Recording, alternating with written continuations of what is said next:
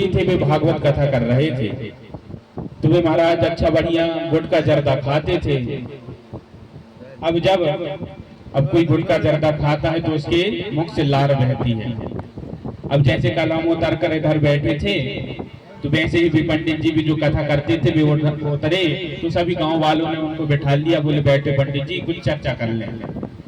अब इसी में एक भक्त था, अब बड़ा ही गरीब था महाराज। अब उसने बोला कि हे गुरुदेव, आप जो आपकी ये मुख से क्या निकल रहा है, आप जरा बताइए। तब गुरुदेव ने कहा कि मैं कह दूंगा अगर मैं जर्दा खाता हूँ, मैं गुटखा खाता हूँ, ये उसकी लार है तो बड़ी बेइज्जती होगी। तो वह कहते हैं कि तुम जो देख रहे हो यह हमारे मुख से गंगा प्रवाहित हो रही है। तो अब वह बड़ा ही भोला भक्त था, उसने सच मान लिया कि गुरुदेव जी के मुख से गंगा प्रवाह हो रही है। अब दूसरे दिन आया महाराज। अब उसने एक मटकी पर अपने पिताजी की अस्थियां रखी थी। अब वह गरीब था तो वह गंगा जी इलाहाबाद प्रयागराज नहीं गया। अब उसने सोचा कि जब पैसा हो जाएगा जब इन अस्थियों को गंगा में प्रवाहित कर दूंगा। अब गुरुदेव ने कहा कि हमारे मुख से गंगा प्रवाहित हो रही है। उसने दूसरी दिन ही वह मटकी उठा कर लाया और जैसे ही गुरुदेव बैठे तो उनसे कहता है गुरुदेव मुंह खोलिए। तो गुरुदेव को लगा या कोई मिठाई खिला रहा होगा। तो जैसे ही गुरुदेव ने मुख खोला तो वह उनकी जो अस्थियां हैं, उनकी जो राख है वह उनके मुख पर भर देता है। तो गुरुदेव कहते हैं अरे रे मूर्ख, ये क्या कर दिया तूने? तो वह कहता है गुरुदेव आप ही तो कह रहे थे कि मेरे मुख से गंगा प्रवाहित हो रही है। तो ये मेरे पिताजी की अस्थियां हैं, मैं गरीब था तो मैं अपने पिताजी की अस्थियां गंगा में बहाने नहीं गया। तो आपने कहा कि ये गंगा प्रवाहित हो रही है तो मैंने सोचा कि आपके मुख में ही अपने पिताजी की अस्थियां डाल दूं। गुरुदेव ने कहा। फिर उस दिन से गुरुदेव ने जर्दा खाना छोड़ दिया। तुम्हारा आज ऐसे ऐसे भक्त और ऐसे ऐसे गुरुदेव हैं। तो हमारे पलटवारा ग्राम के भक्त तो ऐसे नहीं हैं। वे तो इस जो भागवत रूपी गंगा चल रही है हमारे मुखार बिंदु से जो शब्द निकल रहे हैं वही गंगा है, तो भी इसी को गंगा समझेंगे। ऐसे मूर्ख तो कोई नहीं है। अब जब आगे कथा आती है, अब जब नारद जी को ऋषियों ने देखा, उनसे पूछा आप चिंतित क्यों दिखलाई दे रहे हैं? तो नारद जी कहते हैं अहम तो पृथ्वी में या तो ज्ञात्वा सर्वोत्तमामति पुष्करंचा प्रयागंचा काशीम गोदावरी तथा। नारद जी कहते हैं हे ऋषियों, मैं सब तीर्थों पर गया, काशी गया, पुष्कर गया, प्रयाग गया, गोदावरी, हरिद्वार, कुरुक्षेत्र, श्री रंगम, सेतुबंध, रामेश्वर आदि सभी तीर्थ गया, लेकिन वहां मेरे मन को शांति नहीं मिली। आजकल महाराज तीर्थों का यही हो गया है कि आजकल वहां पर लोग क्या पिकनिक मनाने जाते हैं, फोटो खींचने जाते हैं। वृंदावन चले जाओ, अयोध्या चले जाओ, कोई भी तीर्थ चले जाओ, भीड़ तुम्हें इतनी देखने को मिलेगी। नए नए शादीशुदा लोग जाते हैं, नए नए छोटे छोटे बच्चे जाते हैं, हमारी उम्र के बच्चे जाते हैं, लेकिन वे क्या करने जाते हैं? फोटो खींचने, सेल्फी खींचने जाते हैं। कोई भगवान के दर्शन करने नहीं जाता। केवल भगवान के तीर्थों को आजकल लोगों ने पिकनिक स्पॉट बना लिया महाराज। वे जैसे ही जाएंगे तो उनके जेब से सीधे डायरेक्ट मोबाइल निकलेगा। ये नहीं कि हम पहले जाएं, भगवान के चरणों पर हमारा ध्यान लगाएं, आधा 15 मिनट 10 मिनट भगवान के चेहरों को देखें कि भगवान का चेहरा क्या है, भगवान की मूर्ति कैसी है, भगवान कैसे विराजमान है। वे ये नहीं देखते, डायरेक्ट गए और डायरेक्ट फोटो बना लिए, सेल्फी खींच लिए। और क्या करते हैं लोग? डायरेक्ट स्टेटस इंस्टाग्राम फेसबुक में लगा देते हैं और बताते हैं कि हम देखो, लोगों को बताते हैं हम वृंदावन गए हैं, हम अयोध्या गए हैं, लोगों को जलाते हैं कि हम तीर्थ यात्रा कर रहे हैं, भरा तुम्हारे मन में पाप ही पाप भरा हो। लेकिन सेल्फी फोटो ऐसे लगाएंगे कि हमसे जैसा बड़ा भक्त तो कोई है ही नहीं। और वहां जाते हैं तीर्थों पर तो इतनी गंदगी मचाते हैं महाराज, जो कुछ खाएंगे तो वही गलियों पर डाल देंगे।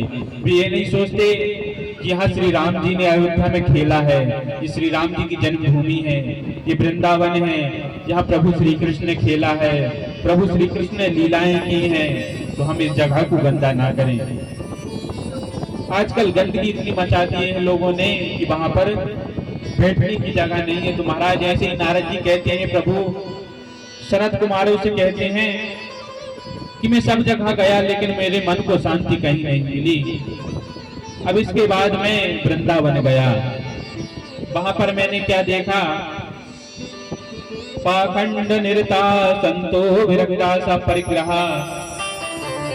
नारद जी बतलाते हैं कि आजकल संत भी इतने पाखंडी हो गए हैं कि बाहर से तो संतों का वेश धारण किए हुए हैं, लेकिन आजकल के संतों की कुटिया देखोगे तो बाहर से ऐसा लगता है कि वनवास जैसे वनों में कुटिया रहती है वैसे बाहर से कुटिया बनवा लेते हैं और अंदर बढ़िया एसी कूलर पंखा चल रहा है। महाराज नारद जी कहते हैं कि संत भी पाखंडी हो गए हैं, जहाँ ज्यादा पैसा मिला वहां चले जाते हैं, उस भक्त के यहाँ चले जाते हैं, ये नहीं देखते कि ये मेरा पुराना भक्त है, ये मेरा पुराना चेला है, अगर इसने मुझे पहले बुलाया है तो मैं उसके यहाँ जाऊंगा। नारद जी कहते हैं साले सलाहकार बन बैठे हैं, घर में पत्नियों की प्रभुता चलती है। आजकल कोई भी किसी को भी देखिएगा, अगर वह कोई भी छोटा कार्यक्रम करता है तो पहले अपने साले से पूछता है कि अरे साले साहब बताओ मैं ये कार्यक्रम करूं कि नहीं करूं। अपने ससुराल वालों से, अपने ससुर से, अपनी सास से पूछता है कि मैं ये कार्यक्रम करूं कि नहीं करूं। और भलाई उसके घर में माता पिता बैठे होने, कोई फटे पत्ता में न पूछता हो कि बताओ पिताजी आज मैं कथा कर रहा हूँ, ये मैं कथा करूं कि नहीं करूं। और सबसे पहले अगर उसके मन में विचार आया वह डायरेक्ट फोन अपने ससुराल वालों को पास लगाएगा, हे ससुर जी, हे साले साहब बताओ मैं करूं कि नहीं करूं। जब वो स्वीकृति दे देंगे, हाँ आप कर लो, जब अपने पिता से फॉर्मेलिटी के लिए पूछेगा, पूछा तो पूछा, नहीं तो नहीं पूछा, डायरेक्ट जब कथा होने लगेगी जब बताएगा। और घर में स्त्रियों की प्रभुता चलती है। आजकल हमारी जो माताएं हैं आजकल घरों में उन्हीं की चलती है। अगर वे कहें कि इधर बैठो तो हमारे जो भाई बंधु हैं भूतरी बैठेंगे। अगर उन्होंने कह दिया कि मुझे ये साड़ी चाहिए तो वही साड़ी आएगी। अगर उन्होंने कह दिया कि हमें आज की आज ही वहां जाना है, भलाई उनके कोई काम हो तो उनको उधर ले जाना पड़ेगा। महाराज अगर पत्नियों ने कह दिया कि मैं सास ससुर के साथ नहीं रह सकती तो पति मजबूरी बस अपने माता पिता को छोड़ देता है, लेकिन वह अपनी पत्नी से ये नहीं कहता कि तू तो आजकल की आई है, मेरे माता पिता ने मुझे पाला है, इतना बड़ा पाल पोस कर मेरे अपने पैरों पर खड़ा किया है, मैं उनको नहीं छोड़ सकता। लेकिन जैसे ही पत्नी ने कहा कि चलो हम बाहर शहर में रहेंगे तो वे उनकी बात मानकर शहर में चले जाते हैं। महाराज अपने माता पिता को नहीं देखते कि इन माता पिताओं ने मुझे इतना बड़ा किया है, न जाने मेरे पिता ने अपने पेट को काटा है जब मुझे 2 वक्त की रोटी प्रदान की है। भाई ये सब ऋण को भूल जाते हैं कि मेरे माता पिताओं ने मेरे लिए क्या किया है, और वे आजकल की आई अपनी पत्नियों के पीछे अपने माता पिता को छोड़ देते हैं। अब जब श्री नारद जी कहते हैं प्रभु मैं सब जगह गया, घर में स्त्रियों की प्रभुता चलती है, साले सलाहकार बन बैठे हैं। अब जब मैं श्री वृंदावन धाम गया तो वहां मेरे मन को शांति मिली। जहाँ प्रभु की लीला स्थली है, जहाँ प्रभु ने क्रीड़ाएं की हैं, लीलाएं की हैं, जहाँ बामा बैठा, यमुना के तट पर बैठा, गोवर्धन गिरिराज के तलहटी पर बैठा, जब मुझे मन को शांति मिली। महाराज लेकिन फिर भी मैंने एक वहां आश्चर्य देखा। अब ऋषि मुनि पूछते हैं हे नारद जी आपने क्या आश्चर्य देखा? तो नारद जी कहते हैं अहम भक्तेर दीक्षाता इमौ में तनयो मदो ज्ञान वैराग्य नामानो काल योगे जर्जरो। मैंने बड़ा ही वहां आश्चर्य देखा। पहले तो मैं बहुत दूर से देखता रहा। अब जैसे हमारे गांव में कोई का एक्सीडेंट हो जाता है या हम कहीं से जाते हैं और किसी का एक्सीडेंट हो जाता है तो हम दूर, या कोई की गांव में लड़ाई हो जाती है तो हम बढ़िया दूर से मजा लेते हैं, चमत्कार देखते हैं कि देखो पहले कौन मार रहा, कौन एक दूसरे को क्या कुछ कह रहा है। ये नहीं कि हम उनके बीच पर जाएं, उनकी लड़ाई बंद कराएं, या कोई एक्सीडेंट में मरा व्यक्ति पड़ा है करा रहा है उसको हम अस्पताल पहुंचाएं, भी ये नहीं देखते। तो इसी प्रकार नारद जी कुछ देर तक वहीं ठहरे रहे कि ना जाने मैं जाऊं कि ना जाऊं, कहीं मैं जाकर फंस ना जाऊं। लेकिन नारद जी का मन नहीं माना, वे वहां पर गए। अब जब वे वहां पर गए तो वहां पर एक स्त्री जवान थी और उसके दो आजू बाजू में दो वृद्ध पुरुष पड़े हुए थे और कुछ स्त्रियां वहां उस स्त्री को और उन दोनों वृद्ध पुरुषों को पंखा झुला रही थी, पंखा कर रही थी। अब जैसे ही नारद जी ने देखा और वे लौट पड़े, तो वह जो भाई युवती थी वे भक्ति महारानी थी और जो उनके आजू बाजू में जो वृद्ध पुरुष पड़े थे वे उनके पुत्र थे, ज्ञान और वैराग्य। अब जैसे ही नारद जी लौटने लगे तो भक्ति महारानी ने उनका हाथ पकड़ लिया और बोली, मेरे बड़े सौभाग्य हैं जो आप जैसे संतों का मुझे दर्शन हुआ है, आप मेरा दुख दूर करिए। तो नारद जी ने कहा, स्त्री, हे युवती, हे माता, आप कौन है और ये दो वृद्ध पुरुष कौन हैं? वे कहती हैं, मैं इनकी माता हूँ, ये दोनों वृद्ध पुरुष मेरे पुत्र हैं। अब नारद जी को बड़ा आश्चर्य हुआ, कोई को भी आश्चर्य होगा कि माता लग रही है 25 साल की जवान और उसके बेटा लग रहे हैं 60 साल के बुढ़े, तो ये बड़ी आश्चर्य की बात है। नारद जी को भी लगा ये कैसे हो गया। तो भक्ति महारानी कहती हैं कि आजकल पहले मैं कर्नाटक में उत्पन्न हुई, द्रविड़ देश पर बड़ी और अन्य अन्य जगहों पर पूजी गई, लेकिन कुछ समय के पश्चात मुझे अंग भंग कर दिया गया। लेकिन जैसे ही मैं वृंदावन आई तो मैं पुनः युवती हो गई, पुनः मेरा यौवन उत्पन्न हो गया। लेकिन जो दो मेरे पुत्र हैं ज्ञान और वैराग्य, ये दोनों अभी भी वृद्ध हैं और अचेत अवस्था में पड़े हैं।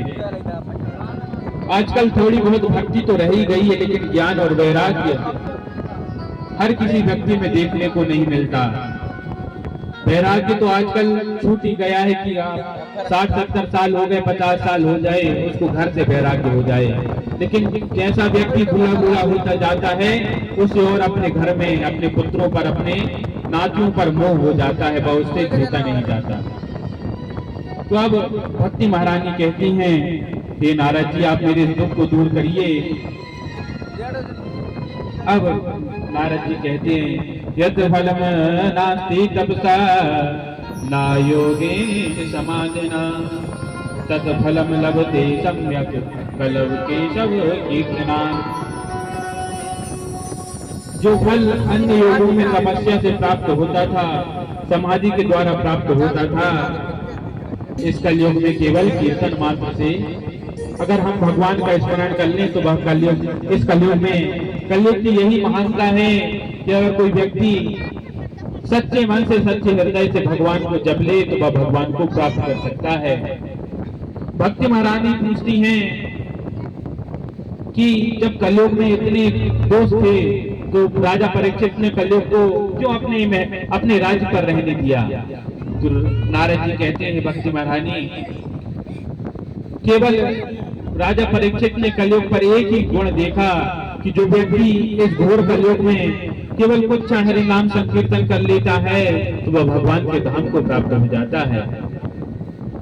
अब जब भक्ति महारानी कहती हैं, जयति जगति माया यस्य कायादवस्ते वचन रचन मेकम केवलम चाकलय्य ध्रुवपदमपि यादो यत् कृपातो ध्रुवयम् सकल कुशल पात्रम ब्रह्मपुत्रम नतास्मि। जिन आपके वचन मात्र से ध्रुव जी ने मोक्ष पद को प्राप्त कर लिया, ध्रुव पद को प्राप्त कर लिया, जिन आपके मार्गदर्शन से प्रहलाद जी ने भगवान को प्राप्त कर लिया, ऐसे ब्रह्मा जी के पुत्र को मैं नमस्कार करती हूँ। अब आप मेरे ज्ञान वैराग्य नाम के दो पुत्रों का भी वैराग्य, जो मूर्छित पड़े हैं उनका भी दुख दूर करिए। अब जब पहले नारद जी गीता का पाठ कर